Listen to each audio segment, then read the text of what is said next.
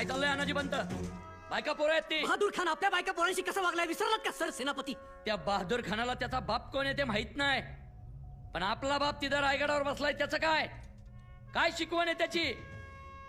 असे 10 बहादूर समोर आले तर उभे कापू, पण कुणी बाई समोर आली तर आई समजून तिच्यासाठी कमरेत वाकू. हे बघा सर, बस. अनाजी पंत, तुम्ही तुकोजीला घेऊन आहे ना महालगाठा? ओरेश्वर आहे तिथं. तोवर भिकाजीला घेऊन मी खाटी खाण्यातली जनावर कापतो. छत्रपती शिवाजी महाराजांची माणसं आहेत आम्ही. आया बहिणींवर तलवारी उगारणं आमचा धर्म नाही. जय भवानी.